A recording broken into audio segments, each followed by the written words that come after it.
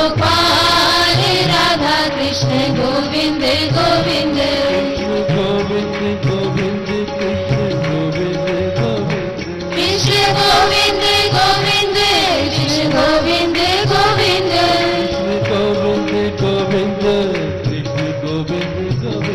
कृष्ण गोविंद गोविंद कृष्ण गोविंद गोविंद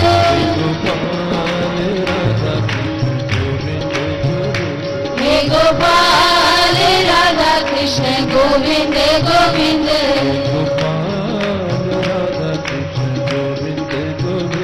हे गोपाल राधा कृष्ण गोविंद कृष्ण गोविंद गोविंद कृष्ण गोविंद गोविंद कृष्ण गोविंद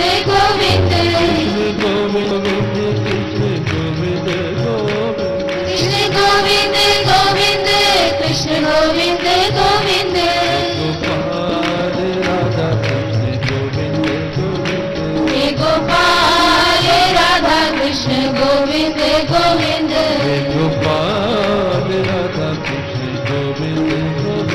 हे गोपाल राधा कृष्ण गोविंद गोविंद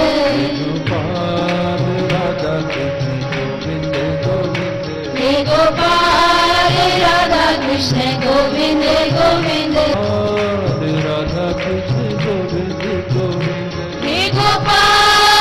राधा कृष्ण गोविंद गोविंद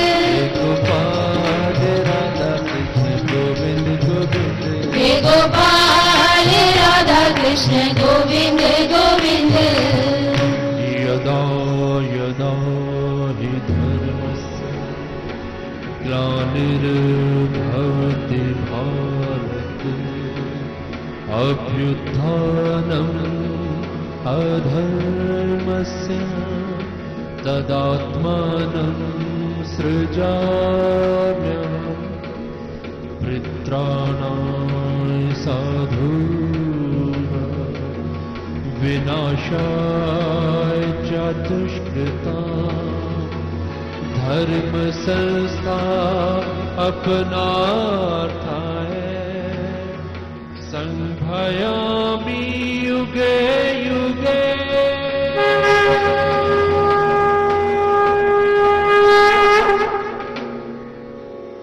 जय श्री कृष्ण। श्रीमद् भगवद गीता में पृष्ठ नंबर है 122, तीसरा अध्याय, श्लोक नंबर है 17। 122 पृष्ठ नंबर, तीसरा अध्याय। जो बलिदान रूपी मैंने चक्र चलाया है, जो उसको ढकेलता नहीं है, वह पाप की कमाई खा रहा है, वह तो व्यर्थ में जीता है, वह तो धरती पर बोझ है। कर्म की उदाहरण देते हुए तो वर्क इज वर्शिप, कर्मों द्वारा परमेश्वर का पूजन, ये करना ही कर्म करने हैं, कर्म छोड़ने नहीं है। तो आगे क्या समझाते हैं? कर्म योग के उपदेश के अनंतर आत्मा में स्थिर रहने वाले की अवस्था का उपदेश देते हुए भगवान ने कहा, जो जन अपने आत्मा में ही प्रीति अथवा प्रसन्नता युक्त है, जो अपने आत्मा ही तृप्त हो और जो अपनी आत्मा में ही संतुष्ट हो, उसे कुछ करने योग्य नहीं रह जाता है। किसको कुछ करने योग्य नहीं है? जो अपने आप में संतुष्ट है, अपनी आत्मा में संतुष्ट है। वह अपना स्वाभाविक कर्म अपने आप करता रहेगा। जैसे शरीर में अपने फेफड़े काम कर रहे हैं, श्वास चल रहा है, कोई यत्न करने की जरूरत नहीं है, कोशिश करने की जरूरत नहीं है। दिल की धड़कन चल रही है, फेफड़े चल रहे हैं, श्वास आ जा रहा है। कोई कहे कि मैं यत्न कर रहा हूं, ये अपने आप हो रहा है, स्वाभाविक क्रिया हो रही है। तो प्रभु क्या कहते हैं? वह केवल विश्व आत्मा के नियम का निमित्त बना हुआ उसी के सहारे कार्य करता है। वह आत्मा से निर्लेप ही रहता है। कर्म कर रहा है मगर आत्मा से निर्लेप है, अपनी ड्यूटी है, निभा रहा है। दान पुण्य आदि किए हुए कर्मों से, उनके फलों से इस लोक में उसका कोई प्रयोजन नहीं रहता, ना ही करने से रह गए कर्म से उसका कोई अर्थ है, कोई दोष है, ना ही सब प्राणियों में उसका कोई स्वार्थ का स्थान है। बहुत उत्तम प्रसंग समझने का, जानने का है। दान तो दिया, मगर उसका कोई प्रयोजन नहीं है, कोई स्वार्थ नहीं है कि इसके बदले में मेरे को चाहिए। दान दिया, क्यों दिया? मेरे को देना चाहिए था, मालिक ने मेरे को समर्था दी। ज्ञान तो बांटा मगर स्वार्थ नहीं है, बदले में मेरे को यश कीर्ति मिले, मान सम्मान मिले। मेरा धर्म है, मेरा कर्तव्य है, मालिक ने मेरे को ये ज्ञान दिया, मैं ये बांट रहा हूं। कर्म तो किया मगर उसके बदले में ये चाहना नहीं है कि मेरे को कुछ मिले। मेरी ड्यूटी है, मैंने करना है और करना चाहिए, ये ड्यूटी है, मेरा कर्तव्य है। जो ऐसा व्यक्ति इस भाव से करता है, जो स्वार्थ में नहीं रहता है, वह कर्मों के फलाफल से ऊपर निर्दोष और अन्य जनों से निरपेक्ष होकर कर्तव्य करता है, वह भगवान के भरोसे पर सदा निर्भर होता है। इसलिए कर्म फलों में असक्त न होकर करने योग्य कर्म को तू भी निरंतर भली प्रकार कर, क्योंकि असक्त मनुष्य कर्म करता हुआ परमेश्वर के परम पद को प्राप्त करता है। असक्त मनुष्य परमेश्वर की परम पद को प्राप्त कर लेता है। कर्म करना है मगर फल की चाहना छोड़कर। आज हम कर्म करते हैं, पहले फल की चाहना जोड़ लेते हैं। मन में ऐसी सोच हो जाती है कि ये फल मिलेगा, वह मिलता नहीं, फिर मन दुखी होता है। मैंने तो बहुत किया उसका, उसने कदर नहीं जानी, उसकी पहचान नहीं की, उसने एक बार प्रशंसा नहीं की, एक बार भी बढ़ाई नहीं की, मन दुखी हो गया। मैं क्यों भला करूं, मैं क्यों सेवा करूं, मैं क्यों सहयोगी बनूं, उसको तो परवाह नहीं है। ये मन बदल गया। अब मन क्यों उदास है? फल की चाहना रख लिया। दान किया, फल की चाहना है। रोज सोच रहे हैं दान तो मैंने इतना किया था, बदले में तो मालिक ने दिया कुछ नहीं। संत कहते हैं 90% मिल जाता है और 100% बना देता है, यहां तो खाली हो रहा है। अब निराशा आ गई। सेवा तो की, सेवा के बदले में संत कहते हैं सुख और संपत्ति मिलती है, सेवा की, सुख संपत्ति अभी आई नहीं। अब मन उदास है। सुना तो ये था कि सुख और संपत्ति मिलेगा, मिला नहीं। सेवा करते हुए समय ऐसा मन में भाव ले लिया, अब मैं सेवा करूंगा, अब समझो मेरा सुख का दिन आ गया और संपत्ति संपत्ति आवेगी। ये सोच ले ली मगर उस सोच के मुताबिक मिला नहीं, मन उदास हो गया। सेवा की, सोच आ गई कि बस रातों टाटा बिरला बनने में, वह बनने नहीं, तो मन उदास है, निराश है, हताश है। सोच करनी है कि मेरी ड्यूटी है, शरीर मालिक ने दिया, मैं किसी के काम आ जाऊं। विवेक मेरे को किसी ने मालिक ने दिया, ये किसी के काम आ जाए। ज्ञान मालिक ने दिया, ये किसी के काम आ जाए। निष्काम भाव से कर्म करना है। इसलिए कर्म फलों में असक्त ना होकर करने योग्य कर्म को तू भी निरंतर भली प्रकार कर। तू भी, ये प्रभु कहते हैं, जैसे महापुरुषों ने किया तू भी वैसा कर, क्योंकि असक्त मनुष्य कर्म करता हुआ परमेश्वर के परम पद को प्राप्त करता है। हित की बात अपने प्रिय को कही जाती है, जिससे प्रेम होता है उसी से कही जाती है। वो वह माने ना माने मगर फिर बार बार कहता है जिससे प्रेम है, प्रीति है, मैं तेरे को समझाता हूं, तेरे हित की बात है, तेरे भले की बात है। आगे क्या कहते हैं? आत्मा में स्थिर मनुष्य जिस भावना से कर्म करता है उसका निरूपण करके भगवान ने कहा, बड़े प्रताप, बड़े ऐश्वर्यशाली जनक आदि राजा निश्चय से कर्म से ही उत्तम सिद्धि को, परम पद को पा गए हैं। अब उदाहरण दे रहे हैं प्रभु कि देख, महापुरुषों ने अपने कर्तव्य कर्म किए, अपनी ड्यूटी की, इतना कुछ होते हुए भी मगर वे वैरागी थे। राजा जनक शहंशाह थे, भरपूर दौलत थी, खजाने भरे हुए थे, शाही ठाठ बाट थी, मगर सब कुछ होते हुए भी वैरागी थे। बड़े आश्चर्य की बात है, वैरागी थे। एक बार की बात है, एक तपस्वी के मन में ये प्रश्न उठ गया कि राजा जनक कहते हैं वैरागी है, जाकर देखूं मैं क्या है, कैसा वैराग है उसका। महलों में रहता है, सोने का हीरों को जड़ सिंहासन है, तो ये वैराग कैसा हुआ, क्या हुआ। ठाट बाट सोहे मनोहारी, राजसी सज्जा है तब न्यारी, इसमें मन कैसे वश कीना, आत्म पद को कैसे चीना। प्रश्न कर दिया तपस्वी ने। माया तो बलवती होती है, माया तो बलपूर्वक खींच के ले जाती है प्राणी को। आप माया के बीच बैठे हैं फिर भी वैरागी है, बहुत आश्चर्य की बात है जी, कैसे मन अपने काबू में गया। आज हमारी स्थिति यही है, मन को कंट्रोल करना चाहते हैं मगर माया बलवती है, माया अपनी ओर खींच के ले जाती है। बहुत यत्न करते हैं, प्रयत्न करते हैं कि अच्छा बने, अच्छाई की ओर बढ़े। विराग जागृत भी होता है। कभी देखो क्या स्थिति है, किसी की मौत हो जाए, बहुत अमीर आदमी है, कुठियां बंगले हैं, जमीन जायदाद है, मगर प्राण पखेरु निकल गए, बड़े बड़े पलंगों पर सोने वाला जमीन पर लिटा देते हैं उसको, और कमरे में जगह नहीं, बरामदे में लिटाते हैं। बस कोशिश करेंगे कि जब जल्दी से जल्दी इसको ले जाएं। जो भी आवेगा बात करेगा कि कब ले जाना है, ये बात करेगा कब ले जाना है, क्यों रखने के लिए तैयार नहीं। अब सोच होती है कि देखो इतनी कोठियां बनाई, आलीशाल बंगला बनाया, अब इसको रखने के लिए कोई तैयार नहीं है। मन वैरागी हो जाता है। शमशान भूमि में ले गए, मनोमन लकड़ियां उसके ऊपर डाल दी, और अपना अति प्रिय व्यक्ति देखते ही देखते उस शरीर को अग्नि की भेंट कर देता है। तब व्यक्ति सोचता है, उस समय वैराग जागृत होता है, कल मेरा हश्र भी यही होगा, फिर मैंने क्यों छल करना है, मैंने कपट क्यों करना है, मैंने द्रोह क्यों करना है, मैंने माया के पीछे क्यों भागना है। उस समय संकल्प लेता है अच्छाई की ओर बढ़ने का, व्रत लेता है अच्छाई की ओर बढ़ने का, मगर जैसे ही शमशान भूमि से बाहर निकलते हैं, वही मेरा, वही तेरा, वही छल, वही कपट।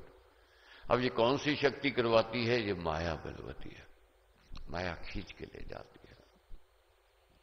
दूसरा वैराग जागृत होता है, कभी हॉस्पिटल जाओ, जब देखते हैं किसी की बाजू कटी है, किसी की टांग कटी है, किसी को ब्लड दिया जा रहा है, किसी को ऑक्सीजन दी जा रही है, किसी के श्वास आ नहीं रहे हैं, कठिनाई हो रही है, तब व्यक्ति क्या सोचता है, ये को पाप कर्मों का फल है, तो मैं पाप कर्म नहीं करूंगा। उस समय वैराग जागृत होता है, क्या पढ़ा है, क्या लेना है, क्या देना है, मैं अच्छा बनूं, अच्छा बन के दिखाऊं, अच्छे कर्म करूं, अच्छा मेरा स्वभाव, अच्छा मेरा विचार होवे। संकल्प व्रत लेता है, मगर बाहर निकलते वही मेरा, वही तेरा, वही छल, वही कपट, वही द्रोह, वही चलता है। तीसरा वैराग जागृत होता है जब हम सत्संग में जाते हैं, संत वाणी सुनते हैं, संतों के उपदेश पढ़ते हैं, सुनते हैं, तो क्या लिखा है, किस्मत से ज्यादा नहीं मिलना, समय से पहले नहीं मिलना, तू छल कर ले, कपट कर ले, द्रोह कर ले। अगर अपना जीवन साधना है तो संत की शरण में जा, परमेश्वर की आराधना कर ले, तो व्यक्ति के अंदर वैराग जागृत होता है कि मैंने बुरे कर्म नहीं करने हैं, मैंने अच्छे कर्म करने हैं, मेरा अच्छा जीवन होवे, क्योंकि जैसी करनी वैसी भरनी सुना है। जहां सत्संग से निकलेंगे वही छल, वही कपट, वही द्रोह।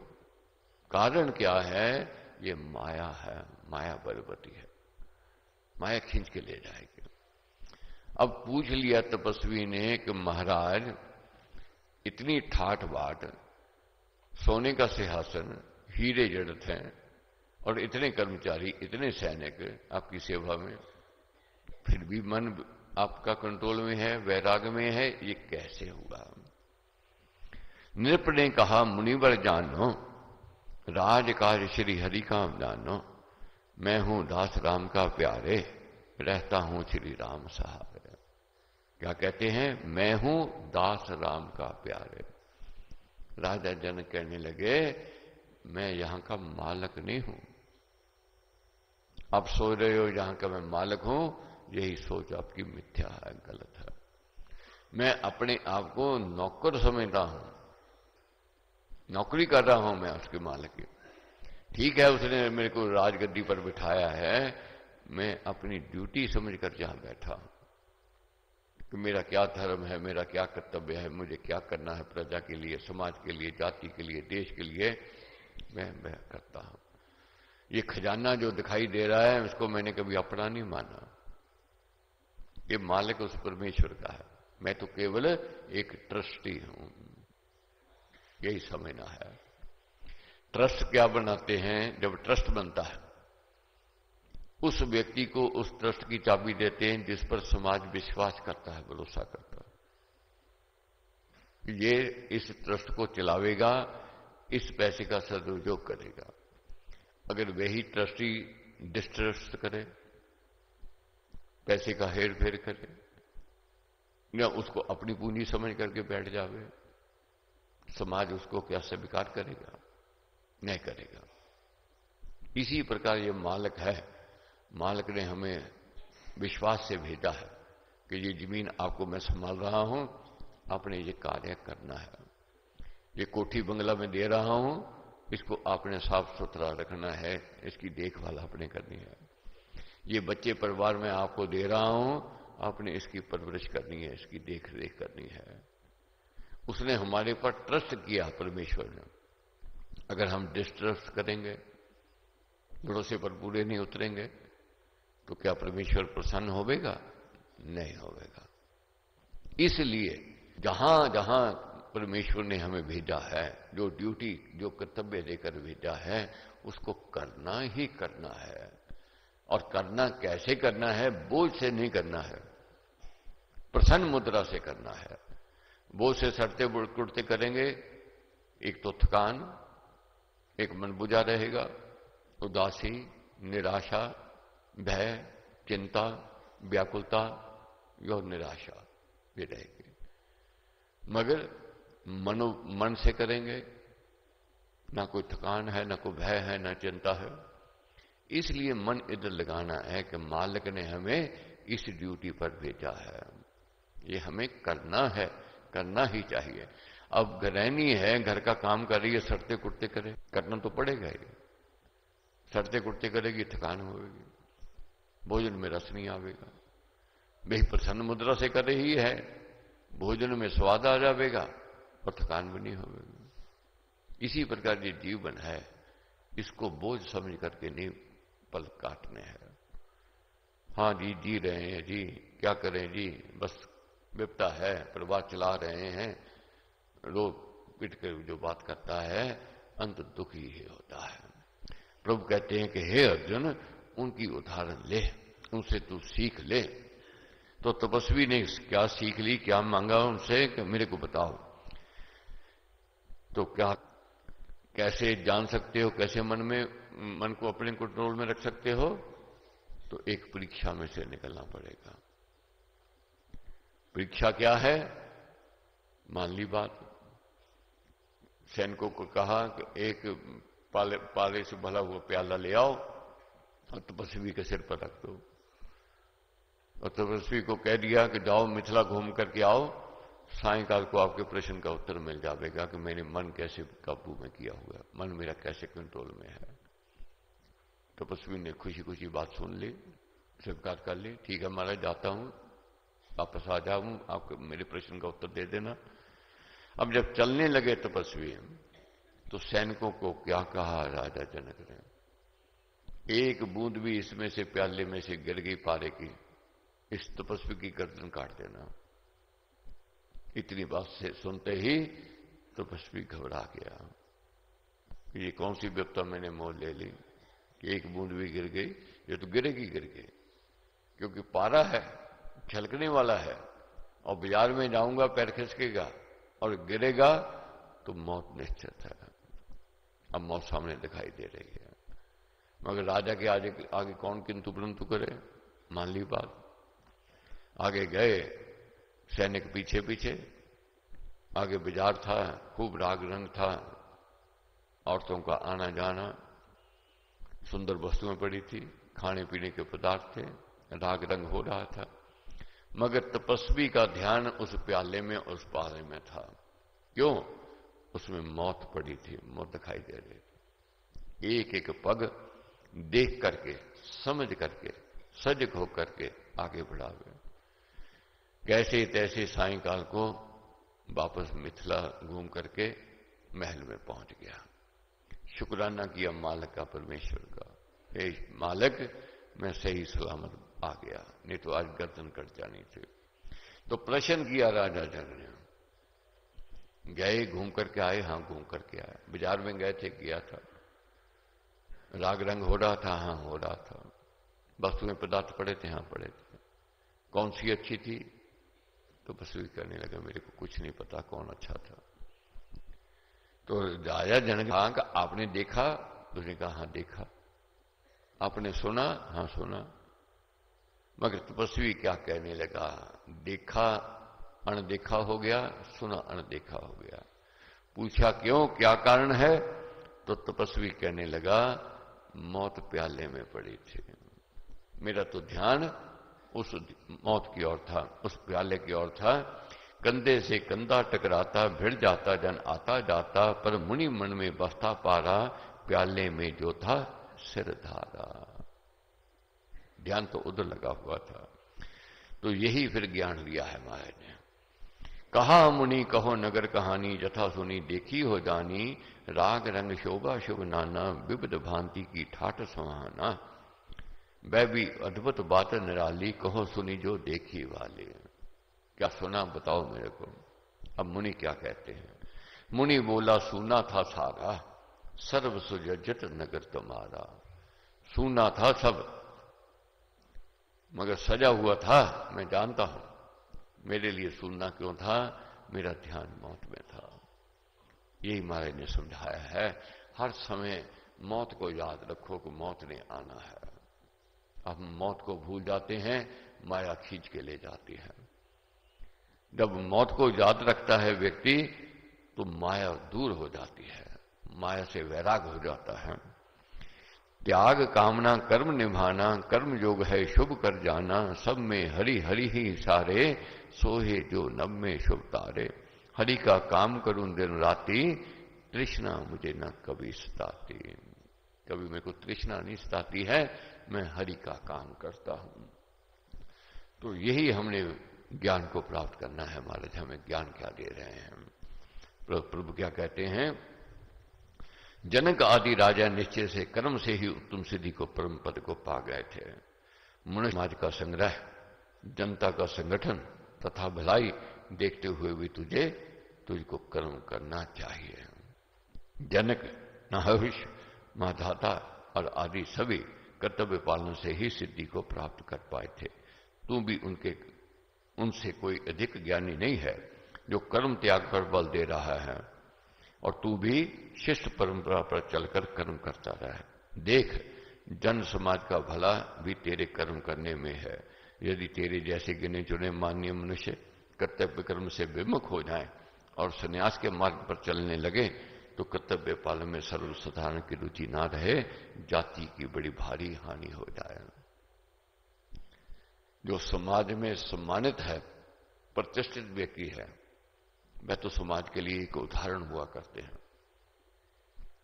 जैसे वे कर्म करते हैं, लोग उसका अनुसरण अनुकरण करने लग जाते हैं। प्रभु कहते हैं, तू ज्यादा बुद्धिमान नहीं है जो तू वैराग की ओर जा रहा है, कर्म त्याग की बात कर रहा है।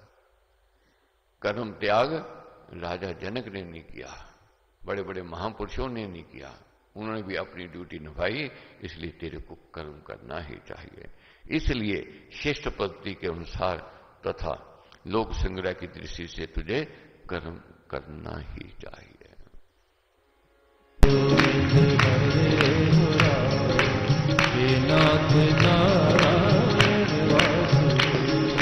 श्री कृष्ण गोविंद हरे मुरारी, हे नाथ नारायण वासुदेवा। हे नाथ नारायण वासुदेवा, हे नाथ नारायण वासुदेवा। हे नारायण वासुदेवा, हे नाथ नारायण वासुदेवा। हे नाथ नारायण वासुदेवा, नाथ नारायण वासुदेवा हे नाथ नारायण वासुदेवा हे नाथ नारायण वासुदेवा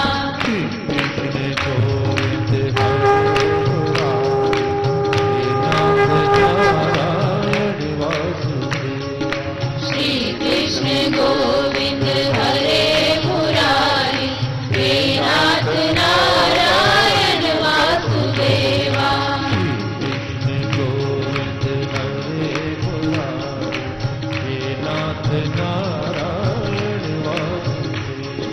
श्री कृष्ण गोविंद हरे मुरारी हे नाथ नारायण वासुदेवा हे नाथ नारायण वासुदेवा हे नाथ नारायण वासुदेवा हे नाथ नारायण वासुदेवा हे नाथ नारायण वासुदेवा श्री कृष्ण गोविंद हरे मुरारी हे नाथ नारायण वासुदेवा श्री कृष्ण गोविंद हरे मुरारी हे नाथ नारायण वासुदेवा हे नाथ नारायण वासुदेवा हे नाथ नारायण वासुदेवा प्रभु कहते हैं कि हे अर्जुन, तेरे जैसे गिने जिने लोग अगर कर्म त्याग की बात करें तो लोग उनका अनुसरण, उनका अनुकरण करने लग जाएंगे। जो समाज में सम्मान प्राप्त किए हुए हैं उसको तो कर्तव्य कर्म करने ही चाहिए, वह आदर्श बनाना चाहिए, उस आदर्श पर तेरे को चलना चाहिए।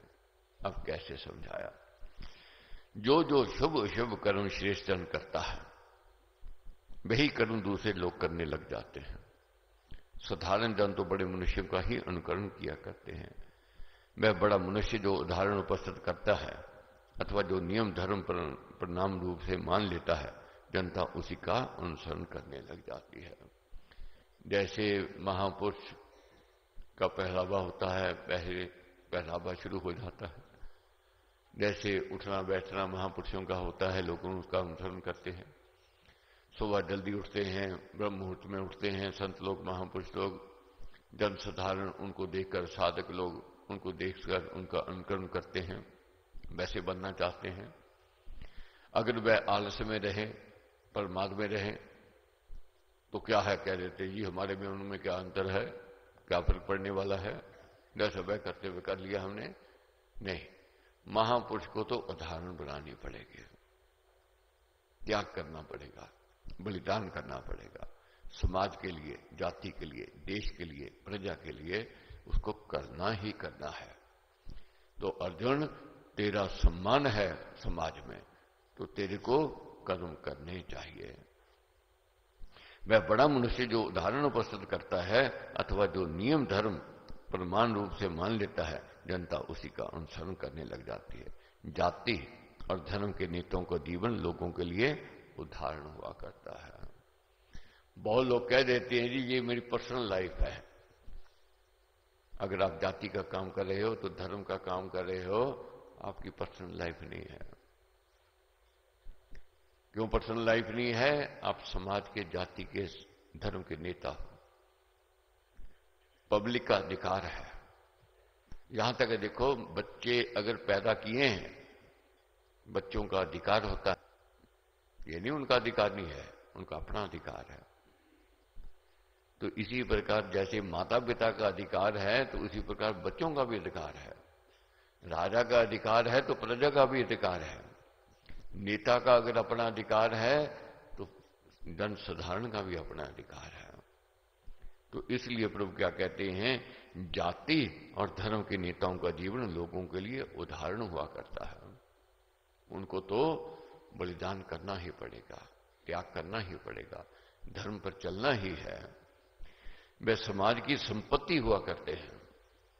जो धर्म के नेता हैं या जाति के नेता हैं, वे समाज की संपत्ति हैं। लोग उन्हीं के पीछे चलते हैं, उनके धर्म कर्म का भेष भाषा का और आचार व्यवहार का लोग अनुकरण किया करते हैं। इस कारण अपने उत्तरदायित्व को समझकर शेष जन को कर्तव्य कर्म का ही आदर्श उपस्थित करना उचित है। घर का मुखिया 9 बजे उठेगा तो बच्चे समझो 10-11 बजे उठेंगे।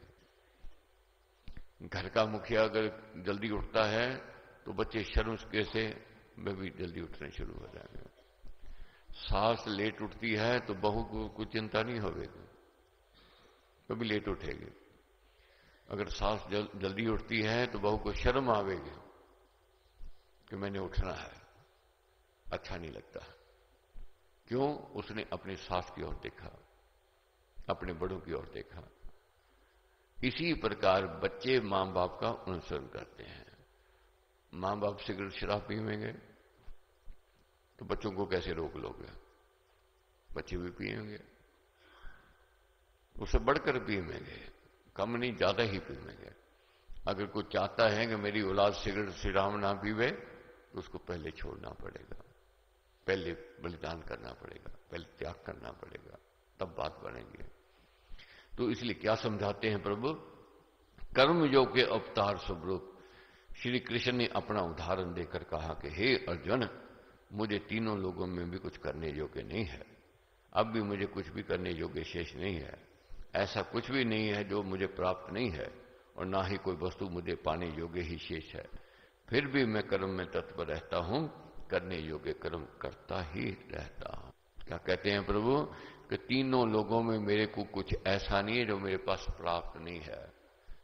कोई ऐसी वस्तु पदार्थ नहीं है जिसके लिए मेरे को चाहना हो, चाहना भी कोई नहीं है, क्योंकि सब मेरे पास है। और फिर भी मैं कर्म करता हूं। किस लिए करता हूं? मेरे को पता है लोग मेरा अनुकरण, मेरा अनुसरण करते हैं। अगर मैं कर्म छोड़ दूंगा दूसरे भी कर्म छोड़ देंगे। सास रसोई में निपुण है, काम कर रही है तो बहू सीख ही जाएगी, करेगी करेगी। अगर सास रसोई में नहीं जाती है, काम नहीं करती है, बहू नहीं जाएगी, वैसे ही हो जाएगी। पिता काम कर रहा है तो बेटा सीख जाएगा अपने आप। पिता काम नहीं कर रहा है, बेटा नहीं सीखेगा। पिता जोहारी है तो बेटा पहले जोहारी बन जाएगा। क्यों? वे अनुसरण करते हैं, देखते हैं, उस पर चलते हैं। हे अर्जुन, निश्चय से यदि मैं कभी आलस्य रहित, नींद रहित होकर कर्तव्य कर्म में तत्पर ना रहूं तो सब प्रकार से मनुष्य मेरे मार्ग पर ही चलते हैं। मैं कर्तव्य कर्मों का करना छोड़ बैठे, जनता में कर्तव्य पालन का भाव ही ना रहे। जो मुझे आदर्श मानकर मेरे कर्मों का अनुकरण करते हैं, मेरे कर्म ना करने से उनके व्यवहार में बड़ी अस्त व्यवस्था आ जाए। यदि मैं कर्म ना करूं तो ये जन समुदाय नष्ट भ्रष्ट हो जाए, उनमें आचार विचार कुछ भी न रहे, और मैं सत्य असत्य को तथा उचित अनुचित को मिश्रित करने वाला बन जाऊं, इससे प्रजा का हनन कर दूं। मुखिया अगर नहीं करता है, बच्चों का हनन कर रहा है, ये समझ लो, उनको नुकसान पहुंचा रहा है। बच्चों की अगर सोच है, हमें समझना पड़ेगा, हमें सजग होना पड़ेगा। इसी प्रकार जाति समाज, जाति के नेता हैं, देश के नेता हैं, अगर वे सजग हैं तो प्रजा आगे सजग है, नहीं तो प्रजा भी उनका अनुकरण करती है। आज गिरावट क्यों आ रही है? यही कारण है, बलिदान का अभाव है, त्याग का अभाव है, इसीलिए ये भ्रष्ट हो रहा है, सब कुछ गिरावट की ओर जा रहा है। तो प्रभु क्या कहते हैं? कर्महीनता का उदाहरण जनता के सामने रखने से मैं उनके आचार विचार की हत्या का कर्ता हो जाऊं। कर्तव्य कर्मों को ना करने से जातीय दलों का नाश हो जाता है, मर्यादा की, रीति नीति की, संबंध पालन की, जन संगठन की हत्या हो जाती है, और जाति के जीवन की ज्योति बुझकर कुछ भी नहीं रहती है। इसलिए समाज के सामने जनता के नाश का उदाहरण कर्म त्याग में उपस्थित नहीं करता। हे अर्जुन, जैसे विद्या रहित लोग कर्म में असक्त होकर कर्म करते हैं, वैसे ही लोक का संग्रह चाहने वाला विद्वान आसक्ति से रहित होकर कर्म करे। विद्या रहित जो व्यक्ति होता है, उसको एक काम दे दो, कराएगा, उसी में रुचि, उसी में, इधर उधर उसका ध्यान नहीं जाएगा। प्रभु क्या कहते हैं, ऐसे ही विद्वान व्यक्ति आसक्ति रहित होकर, आसक्ति को छोड़ करके अपने कर्म में लग जावे, कर्म करने, फल की कामना से रहित होकर विद्वान को भी साधारण समझ के मनुष्य की भांति सभी कर्तव्य करने चाहिए। साधारण जन जिस तत्परता से कर्मों में मगन रहते हैं, विद्वान जन भी जन समुदाय का हित संगठन चाहता हुआ उसी तत्परता से कर्म करता रहे, परंतु निष्काम भाव को कभी भी छोड़े। श्री राधे राधे राधे गोविंद। श्री राधे राधे राधे गोविंदा। श्री राधे राधे राधे गोविंदा। श्री राधे राधे राधे गोविंदा। जय राधे राधे राधे गोविंदा। जय राधे राधे राधे गोविंदा। प्यारी राधे राधे राधे गोविंदा। प्यारी राधे राधे राधे गोविंदा। श्री राधे राधे राधे गोविंदा। श्री राधे राधे राधे गोविंदा। जय राधे राधे राधे गोविंदा। जय राधे राधे राधे गोविंदा। जय राधे राधे गोविंदा।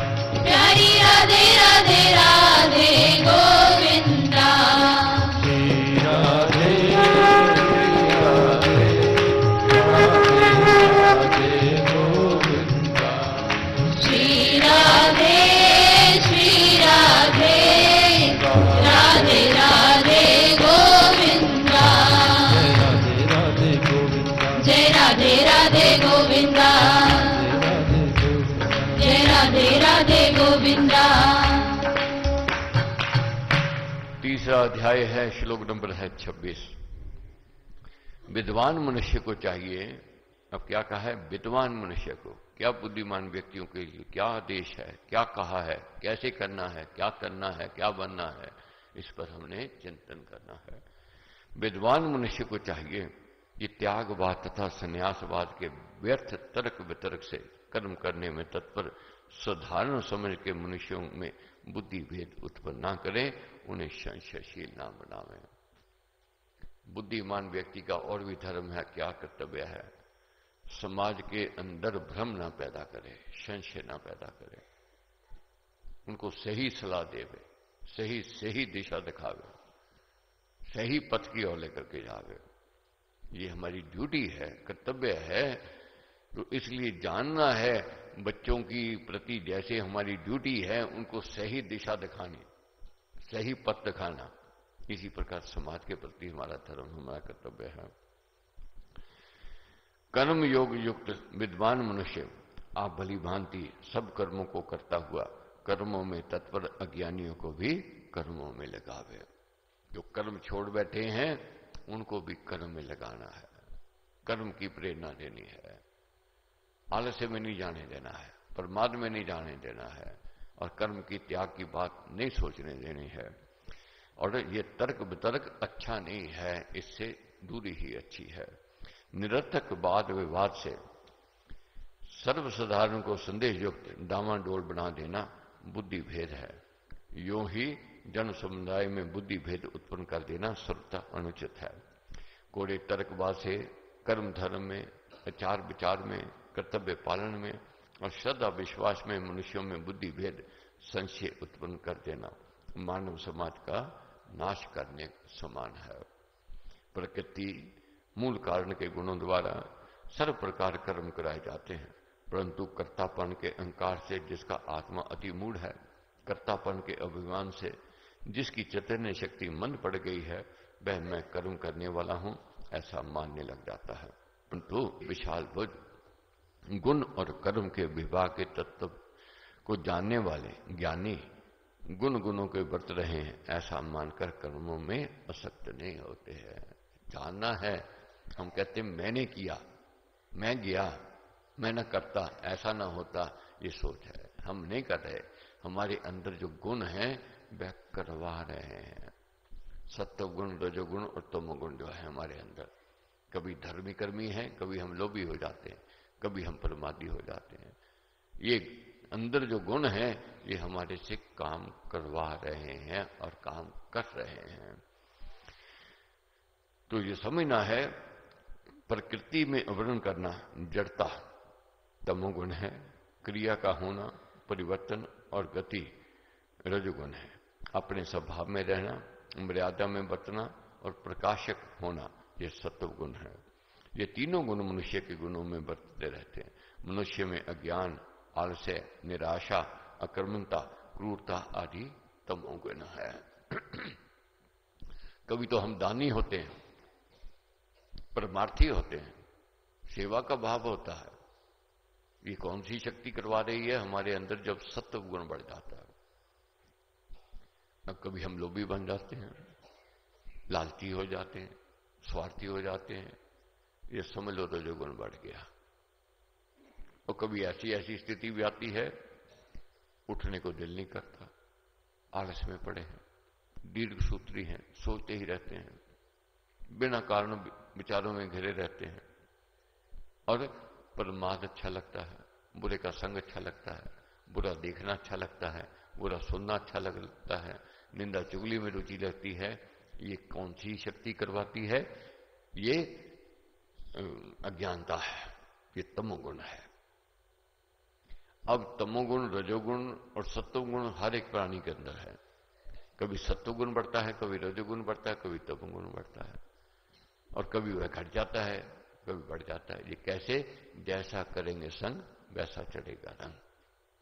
संग से ये इसमें परिवर्तन आता है। इस समय सात्विक वृत्ति बढ़ रही है, रजोगुण शांत है, तमोगुण शांत है। जैसे जैसे दिन चढ़ेगा लालसा बढ़ेगी, रजोगुण बढ़ जाएगा, यश कीर्ति की और मान मर्यादा की ओर बढ़ेगा। और जैसे जैसे सायकाल आवेगी प्रमाद की ओर, कुसंग वाले मिल जाएंगे, कुसंगति मिल जाएगी, विचार बदल जाएगा। व्यक्ति वही है, अब परिस्थिति के अनुसार, साथियों के अनुसार उसके विचार बदल गए। तो इसलिए सात्विक वृत्ति की ओर बढ़ना है, अच्छे विचारों की ओर बढ़ना है, अगर अच्छाई की ओर जाना है, अच्छे का संग करना है। ये तीनों गुण मनुष्य के गुणों में बरतते रहते हैं। मनुष्य में अज्ञान, आलस्य, निराशा, अकर्मणता, क्रूरता आदि ये तम गुण है। अति क्रियाशीलता, लोभ आदि वृत्तियों में प्रेरित होकर कर्म करना और अति तृष्णा आदि रजोगुण है। ज्ञान और बुद्धि से युक्त होकर शुभ कर्म करना, इंद्रियों के वशीभूत न होना, मर्यादा में रहना और ज्ञान के प्रकाश में प्रसन्न बने रहना, ये सत्वगुण है। सत्वगुण बढ़ जाता है, व्यक्ति मर्यादा में रहता है, मर्यादा नहीं छोड़ेगा, सोच करके बोलेगा, सोच करके देखेगा, सोच करके कार्य करेगा। ये सात्विक वृत्ति है। प्रकृति के गुण शक्तियां ही मनुष्य के तीन गुणों में काम करते हैं, उन्हीं से कर्म कराए जाते हैं।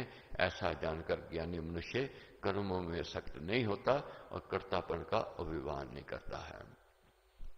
जैसे जैसे हमारी सात्विक सत्संग बढ़ेगा, सात्विक वृत्ति बढ़ेगी, सत्संग का रंग चढ़ने लग जाएगा, मर्यादा में आना आरंभ हो जाएंगे, वाणी पर कंट्रोल होना आरंभ हो जाएगा। ये आंखें अच्छा देखेंगे, कान अच्छा सुनेंगे, व्यवहार अच्छा होगा, स्वभाव हमारा अच्छा होना आरंभ हो जाएगा। ये सात्विक वृत्ति सत्संगति से बढ़ती है। इसलिए हमारे कहते हैं, जाइए शुभ सत्संग में, करिए निर्मल अंग, श्रद्धा भक्ति सुकर्म की मन में लाए उमंग। ये निर्मल करती है अंगों को, शुद्ध करती है। कौन सी शक्ति? ये सत्संग। ये सत्संग मिलता रहे, सत्संग की ओर बढ़ना है। प्रकृति के गुणों से अति मोहे हुए मनुष्य गुणों से किए जाने वाले कर्मों में तत्पर बने रहते हैं। उनको रहस्य का ज्ञान नहीं होता। उन अल्प ज्ञानवान मंद बुद्धि के मनुष्य को पूर्ण ज्ञानी कोरे युक्तिवाद से चलायमान ना करे। पूर्ण ज्ञानी को चाहिए कि वह कल्पना में दर्शनवाद से उनकी कर्म श्रद्धा भंग ना करे, उनसे कर्म त्याग ना कराए, किंतु उनको कर्तव्य करने के लिए अधिक उत्साहित करे। बहुत बार मन में जब बात आती है पूर्ण ज्ञानी तो हम है नहीं, अब क्या किसी को शिक्षा देवें, क्या बात कहें। मगर जब अंधेरा होता है जुगनू का प्रकाश भी काम कर जाता है। अंधेरा होता है मोमबत्ती भी बहुत काम देती है, टॉर्च लैंप काम दे देता है। और नहीं है जब प्रकाश और है लाइट बल्ब काम दे देते हैं। ठीक है, जो सूर्य जैसा प्रकाश तो दे नहीं सकता, मगर अंधेरे से तो बच गए, ठोकर खाने से तो बच गए। इसी प्रकार जो भी ज्ञान मिला है उसको बांट देना है, किसी न किसी के काम आवेगा ही आवेगा। कोई ऐसा है बहुत भटका हुआ है, या बहुत निराशा में है, बहुत उदासीनता में है, बहुत चिंता में है, 2 शब्द आपके कहने से उसके अंदर आशा की किरण जागृत हो जाए तो बड़ा पुण्य कर्म है, धर्म कर्म का काम है। तो ये करते ही रहना चाहिए, करना ही चाहिए। तो भक्ति योग का महत्व दर्शाते हुए भगवान ने कहा, अंतर आत्मा से सब कर्मों को मुझ में त्याग कर समर्पण करके फल की आशा और ममता से रहित होकर और अहंकार के ज्वर से मुक्त होकर तू कर्तव्य में युद्ध कर। सत्य और न्याय की रक्षा करना ईश्वर नियम है। दूसरे प्राणी के आक्रमण से अपने प्राणों की तथा अधिकारों की रक्षा करना नैसर्गिक सिद्धांत है। इस भाव से तू अपने सभी कर्म श्री भगवान को अर्पण करके कर्म कर कर्तापन के अहंकार को तू छोड़ दे। जो श्रद्धालु जन निंदा न करते हुए सदा इस मेरे मत के अनुसार चलते हैं।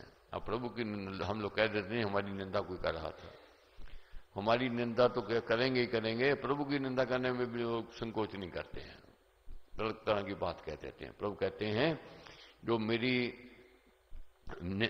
जो श्रद्धालु जन निंदा ना करते हुए सदा इस मेरे मत के अनुसार चलते हैं, इस मेरे शिक्षण में निश्चय रखते हैं, बेकर्म बंधनों से मुक्त हो जाते हैं। श्रद्धा, भक्ति, विश्वास और सत्य में निष्ठा अंतरंग कर्म है। कर्म इंद्रियों द्वारा किए जाने वाले कर्म बहिरंग कर्म है, बाहर से भीतर प्रबल है। इसलिए श्रद्धा आदि भीतरी कर्म उत्तम कहे गए हैं और उन्हीं से बाहर के कर्म शुद्ध होते हैं। कर्म योग करके जो जन श्री भगवान के कथनानुसार कर्म करता है वह कर्म फल से मुक्ति लाभ कर लेता है। और जो जन मेरे इस मत की निंदा करते हुए भी इसके अनुसार नहीं चलते, उनको सब ज्ञानों में अति मूढ़, बुद्धिहीन और नष्ट हो गए हेतु जान। कर्म की निंदा करने वाले आलसी, निरुद्यमी, निराशावादियों का नाश ही तू समझ।